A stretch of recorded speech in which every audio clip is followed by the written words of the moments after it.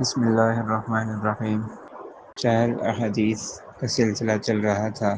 ہم نے حدیث نمبر 30 پڑھی تھی، وَلَا تَمْشِ بِالنَّمِیمَةِ بَیْنَ الْأَخَوَیْنِ، کہ دو بھائیوں کے درمیان چغل خوری نہ کرو، چغلیاں نہ کیا کرو۔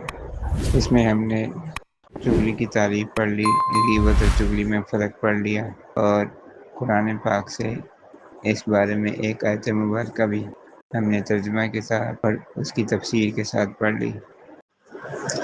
آج ہم دوسری آیت مبارکہ قرآن پاک کی اس حوالے سے پڑھنے جا رہے ہیں۔ قرآن پاک میں پارہ نمبر 26، سورت کا نام سورہ قاف، آیت نمبر 18 میں اللہ تبارک و تعالی ارشاد فرماتے ہیں، ما یلفظ من قول الا لدیہ رقیب عتید۔ اس آیت کا ترجمہ یہ ہے، ما یلفظ من قول، کہ نہیں بولتا کوئی بات، الا لدیہ رقیب، مگر یہ کہ اس کے پاس ہوتا ہے ایک نگران عتید، تیار۔